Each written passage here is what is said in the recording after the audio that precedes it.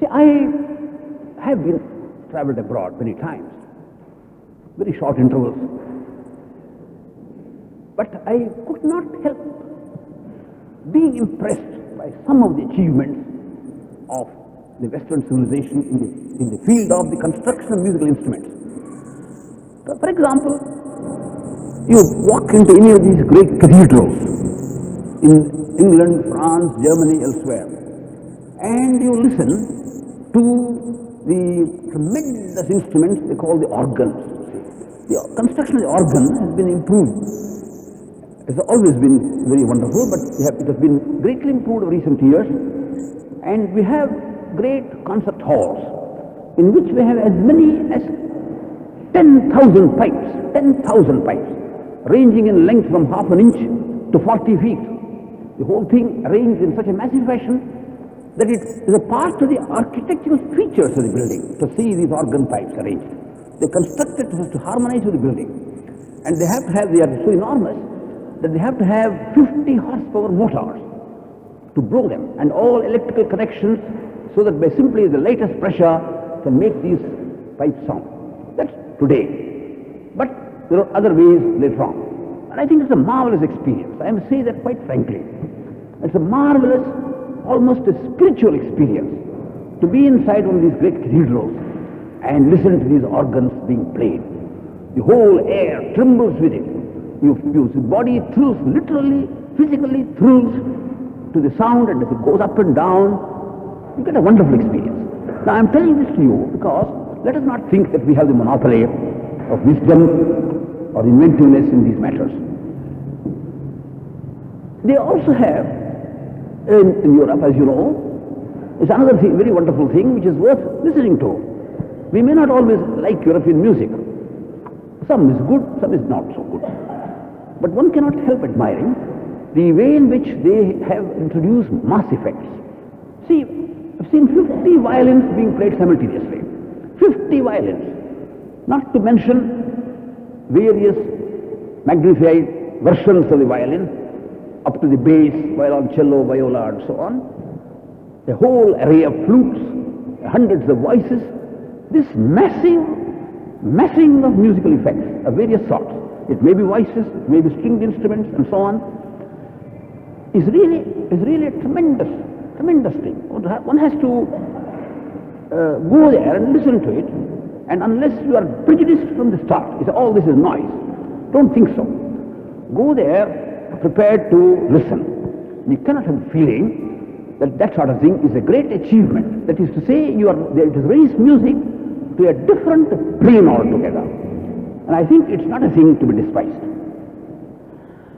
Having said it now, I want to, at this stage, I want to illustrate to you, I have here an instrument which I didn't have it such a big one in Bangalore. I brought it down, it's been lent to me by Professor Hegde of the Engineering College. I just explain what it is. See, the sounds, I talked to you of sounds and harmonics and so on. The whole of that, all this, the theory of music, the character of periodic tones and so on can be made visible by means of a cathode ray display. The arrangement is simply this. There's a microphone here, where the sounds of my voice or of whatever instrument I play enter the microphone, they're converted to electric current, they're amplified, the currents are periodic, they're amplified by means of a little arrangement, and the amplified current moves a ray of cathode rays which impinge on the screen, and with the result, and there's an arrangement by which the spot is moved to and fro. If I don't sound, and please all of you must remain absolutely silent. The smallest whisper will disturb the instrument.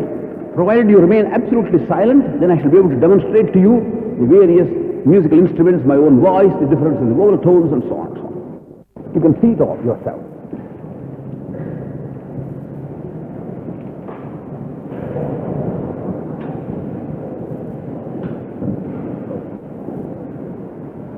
Smallest one is this.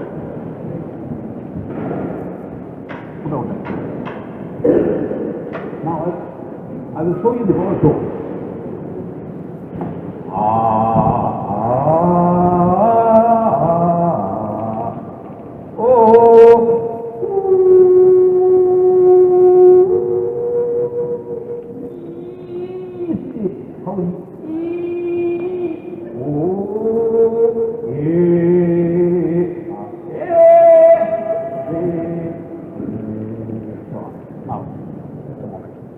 You want? No, one. No. Play harmonium. I know what you can see it very well. Now, show the different tones first. He's playing a little harmonium.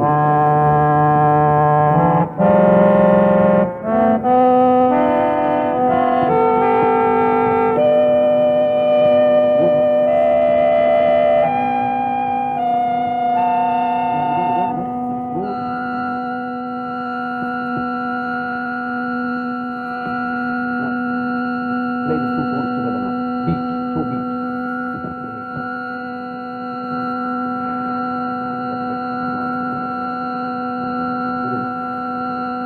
Play the beats, that's right. Quite nice.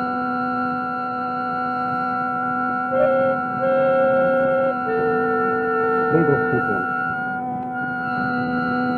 Now it's only beat tone. Come further.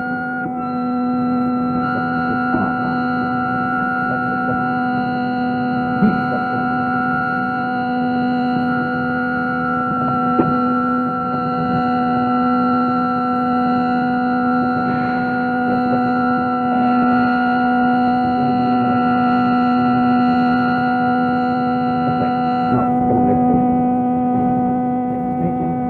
No, let's do it.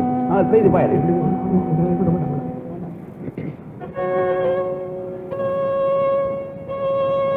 What a smooth tone you get.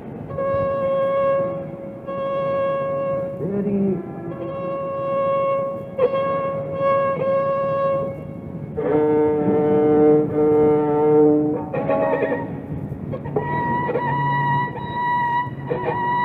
Now the effect of the mute. Have you got a mute here? Yes. Kindly give me the mute. I'll show you the effect of the mute. Yeah. Putting the mute on the violin.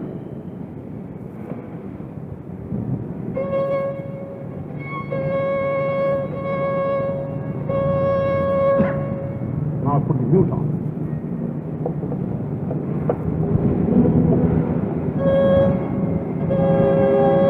See the mute put on bridge, the violin. See what a tremendous difference it makes.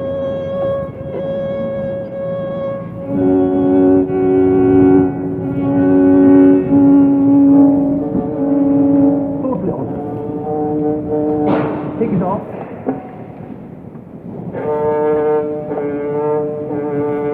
Big difference. Now then, light, put on light please.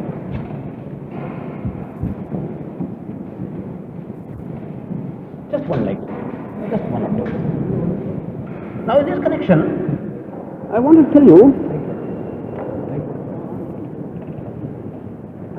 some of the problems, scientific problems, in which I was engaged for many years.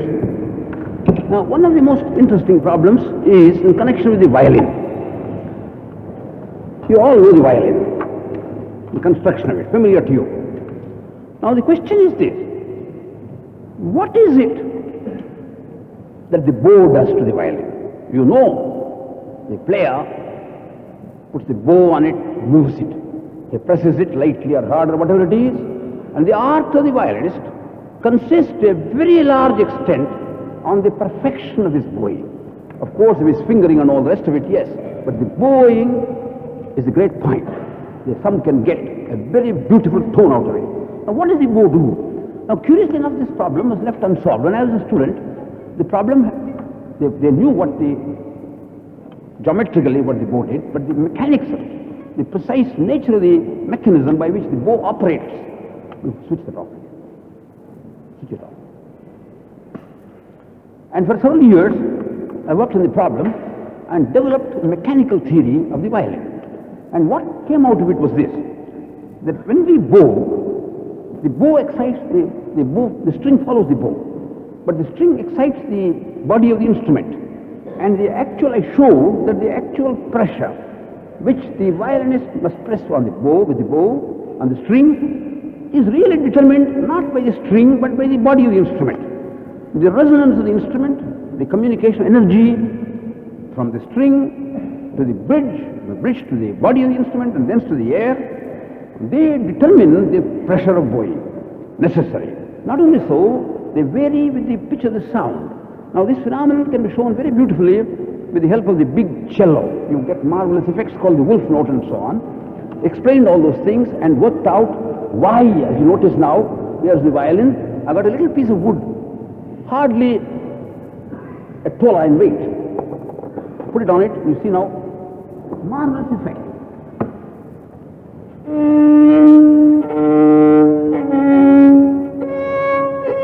Now I put the mute on. This is used in music, the mute.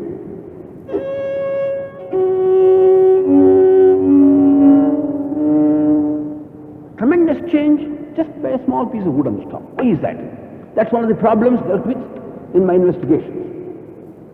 The mechanics of musical instruments, the whole construction, the rationale of all these things, the rationale of bowing, the rationale of the whole production of tones. There's a very important branch of physical acoustics. Now I want to tell you about something else.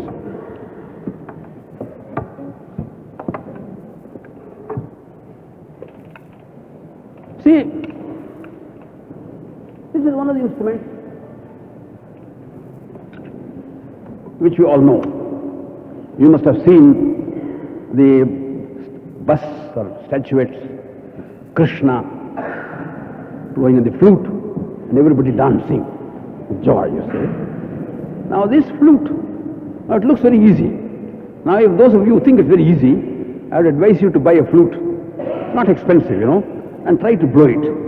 You'll find you can blow it all right, but the moment you try to finger it and blow it at the same time, it only produces a lot of squawks. It doesn't produce musical sounds at all. But even without handicapping yourself, I have learned with great difficulty how to blow the flute. Great difficulty.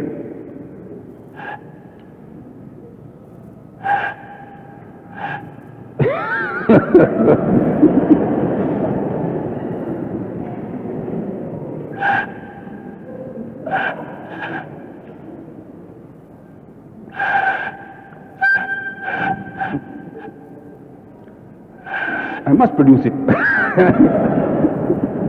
I have illustrated the difficulty of producing it, you see. You see, I am very far away from becoming a Sharapa Shastri, you know, miles away from becoming a flute player.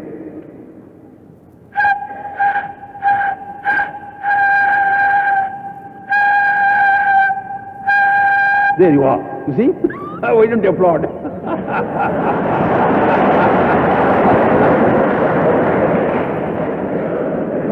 Now you see, to blow a flute and play on it looks easy. It is not easy. Frankly, I tell you, it's not easy. It requires a lifetime of practice, same as learning to play the violin, so that you can really sit down and listen to it and not run away as fast as your legs can take you, you know. Now, it's a most interesting problem. Now, you see, this is rather difficult. But what is called a penny whistle, where is that? Oh, here it is. Now, this is very easy. You all know this thing, you see, this sort of thing.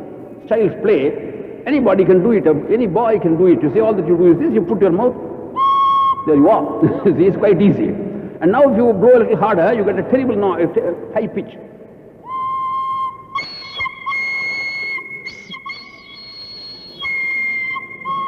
You see, it's very easy. Now, the problem is this. Why is it difficult to blow this? And why is it easy to blow this? Now, if you understand that problem, you understand now what it is that the flute player does when he puts his lips like that. Now, you see, what he's got to do, which I found after a few misfires, was to produce a fine jet of air, and the fine jet of air must strike this edge here.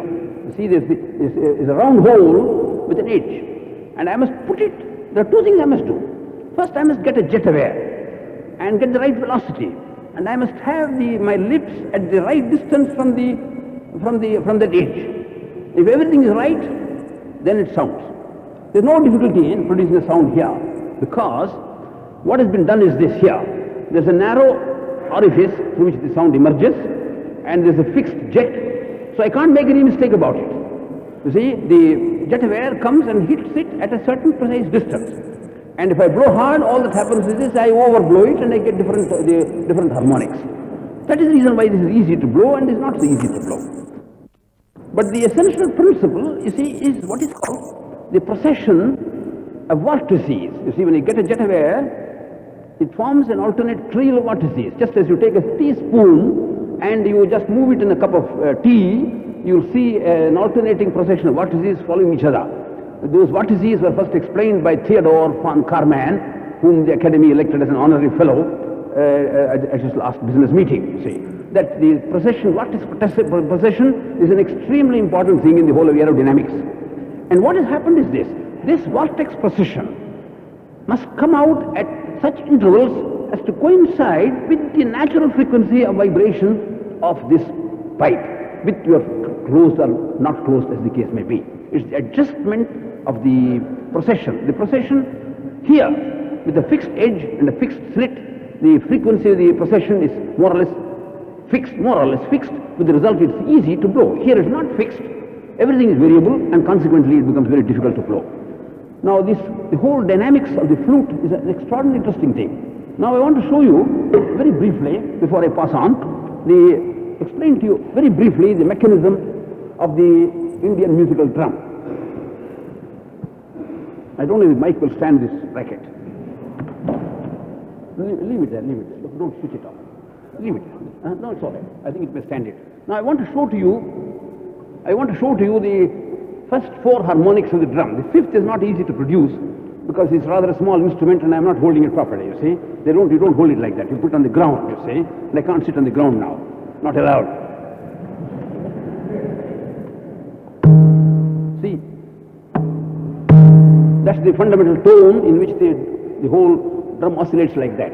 The next one, which is what is usually played, I almost learned how to do it. That's what it does. See, you hit it at the edge like this.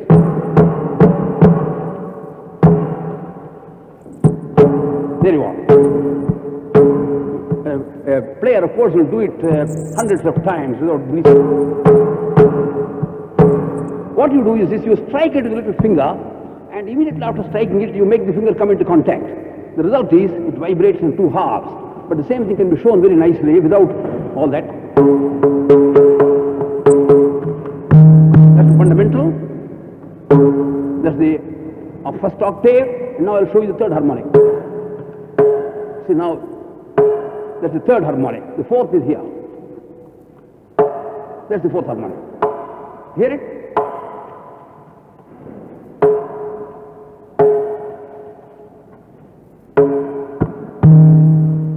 There it is. And it's all done by the graduation of the loading, with the result that the 9 overtones of the ordinary drum head are grouped 2 and 2 together. The vibrations become degenerate in the spectroscopic sense, if I may use the spectroscopic language, and you get the 5 tones. Well, I think I've spoken enough about music and musical instruments. Now I want to turn your attention to the basic problem. Why is there music at all? Why is it, let's ask ourselves, why is it that the human being, we are able to appreciate music? I have given you a little indication already in the fact that the ear is capable of perceiving the different tones, a sensation of pitch, loudness and quality. How is that done? How is that miraculous thing accomplished? Now that is an extraordinarily interesting question which has been engaging the attention of many workers. Helmholtz, for example, was one of those who in the last century made a very great effort to solve that problem. But I think it's been realized that the problem is very far indeed from being completely solved. Now I want to explain to you the nature of the problem. See, we have, as every elementary student of medicine, anatomy knows, we have what is called the external ear, you see. These are, I think, rather useless appendages. I don't know why they have remained, you see. They could easily have been dispensed with, but I suppose in certain cases they are probably regarded as ornamental. Let's concede that they are ornamental. Yes, with their nicely shaped, they can be ornamental. Not always, you know. Now then we have a cavity at the end of which we have what is called the drum skin. And then the drum skin has got 3 little bones You see, they have got special names, scientific as well as common names, the hammer, the anvil, and the stakes.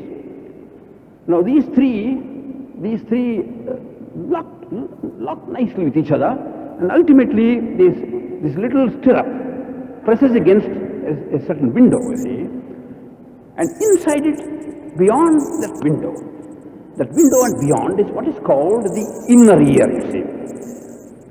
Now the inner ear, outside, is a remarkable fact, that outside is all air.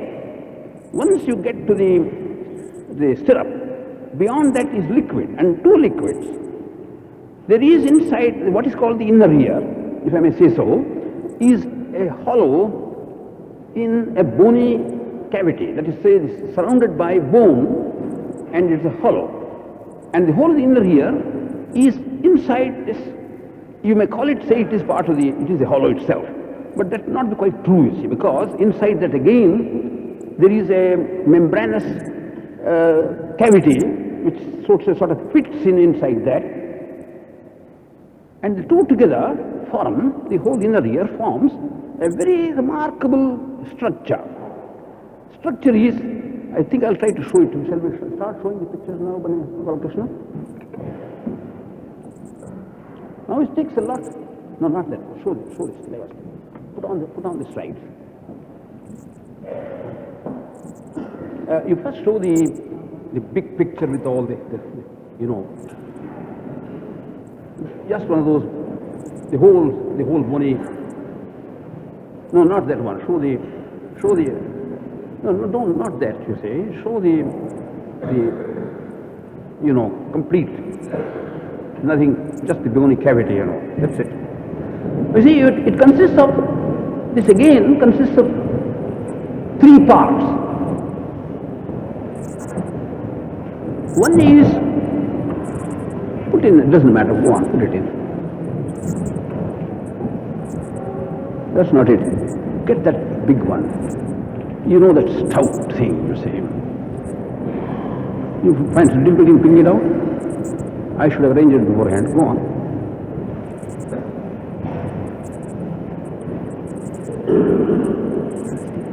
No, I don't need it.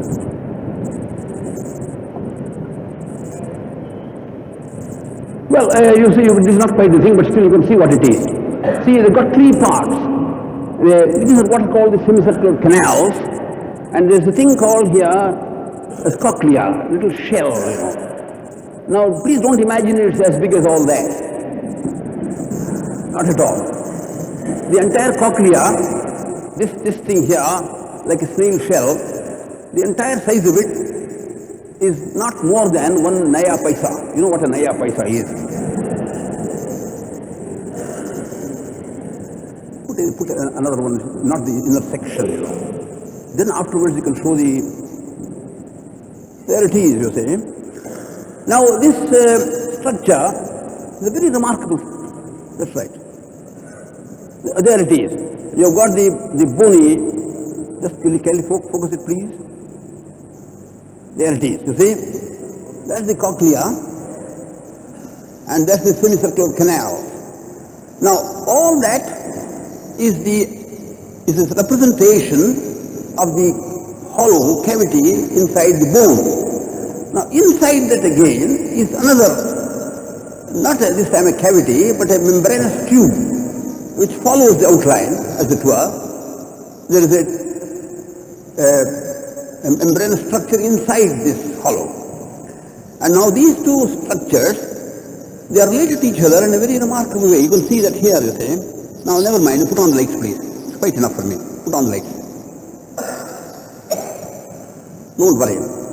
Lights on, please. I should have arranged it beforehand. Don't worry, Balakrishna. Now we should have arranged all that before. Don't worry, you see. Why are you still? Lights, please. Put on the lights.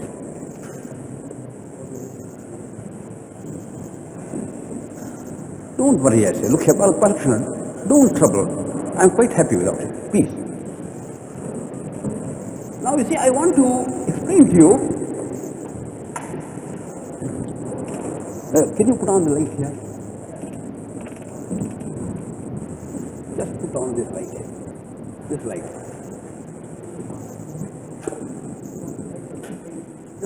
This light. Put on this light.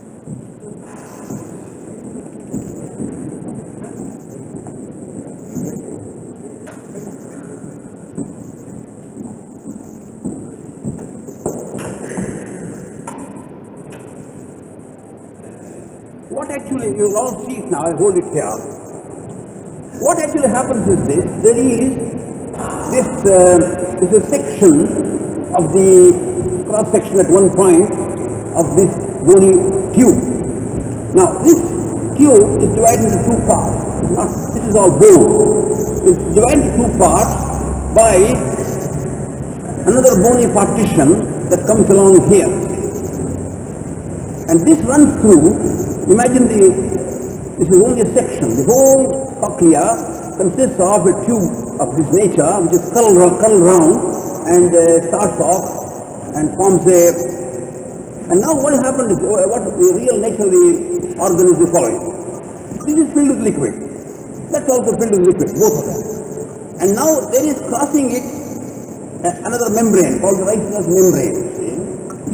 Now, this thing just shuts off a little part of that, and this bony structure is completed by a little membranous tissue, which is called the basilar membrane.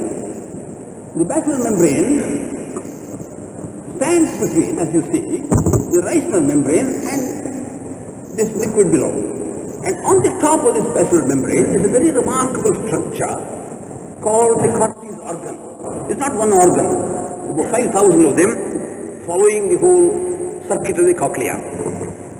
And it's a very curious thing with a tunnel-like thing, some tongues across it. And then from here, the nerve fibers come along and they all join up, and the whole thing ultimately gets into the auditory nerves. Now, what is all this? What's the meaning of all this? Why this rhizoidal membrane? Why this curious tunnel? Why all this thing? All that is a perfect mystery. Nobody has ever understood it. The anatomy of the ear is known very beautifully, analyzed to the last degree. But what exactly it does, nobody knows. The fact of the matter is this, you see, Helmholtz in the early years, in the last century, he put forward the idea that this basilar membrane vibrates, and that the length of the thickness of the basilar membrane and its length vary continuously from one end of the cochlea to the other. And he thought that the sounds of different frequencies traveling here affect the basilar membrane differently in its different parts. The high sounds come in at one end, and at the lower end, and the high sounds at the other end, and so on. And the nerves, therefore, are able to pick out, as it were, the different tones. The pitch of the different tones is recognized because they correspond to different parts of the basilar membrane.